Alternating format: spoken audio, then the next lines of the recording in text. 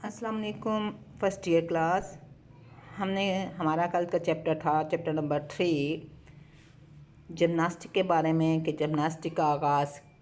यूनानियों ने किया, फिर जिमनास्टिक में खूबसूरती पैदा करने के लिए टूल्स इस्तेमाल किए। आज हमारा जो टॉपिक है वो है तालीम जिमनास्टिक के फ़वाइद। तालीम जिमनास्टिक के बहुत सारे फ़वाइद हैं। जो लोग जिमनास्टिक की वो सरगर्मियाँ करते हैं उनमें बहुत सारी खूबियाँ पैदा हो जाती हैं। सबसे पहले ये है कि जो लोग जिमनास्टिक करते हैं उनका जिस्म सुडौल होता है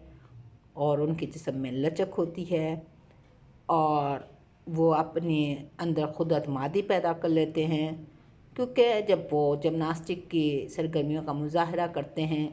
क्योंकि बहुत कम लम्हे में उन्होंने अपने स्टेप को चेंज करना होता है, जिसकी वजह से वो बहुत कॉन्फिडेंट होते हैं और अपना अगला स्टेप बड़े कॉन्फिडेंटली चेंज करते हैं और उसमें अपनी सलाहियतों को उजागर करने का बहुत ज़्यादा उन्हें मौका मिलता है और उनका मुशाहदा बढ़ता है, तजुर्बात में इजाफ़ा होता है और जिस्मानी महारतों को तरक्की देने के मौके मिल जाते हैं और उनमें जो है हर किस्म का चैलेंज कबूल करने की जुर्रत पैदा हो जाती है। उसके बाद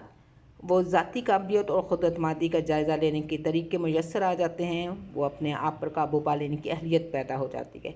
क्योंकि जिमनास्टिक में अपने बॉडी को बैलेंस रखना है। आपने किसी बॉडी के किसी ऑर्गन को हिस्से पर फ़र्ज़ करें कि पाँव पे बैलेंस है और वापस उतरना है, तो फिर इस तरह आम ज़िंदगी में भी अगर कोई वो अपने बॉडी को किसी हादसे में भी बड़े आसानी से कंट्रोल कर लेते हैं या काबू पा लेते हैं। और जिमनास्टिक बलबला पैदा करती है और क्योंकि जो जिमनास्टिक की सरगर्मियाँ होती हैं उसमें यही होता है कि जिस्म को धकेलना कैसे हैं, खींचना, उछलना, कूदना, जो कि रोज़मर्रा की ज़िंदगी में भी हमें पेश आती हैं। और इसके अलावा उसमें उनके जिस्म में मुड़ोड़ने की और बल खाने की अहलियत पैदा हो जाती है। उसके बाद ये है कि हम जो भी सरगर्मी करते हैं, वो जिमनास्टिक हो या एथलेटिक्स इवेंट हो या गेम्स हो, उससे पहले हमने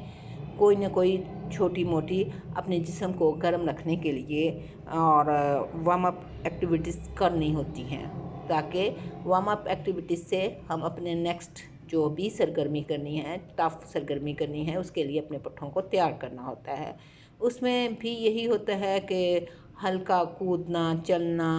आहिस्ता आहिस्ता जंपिंग और इसी तरह तालीम जिमनास्टिक के लिए भी हमें इस तरह की सरगर्मियाँ करनी होती हैं,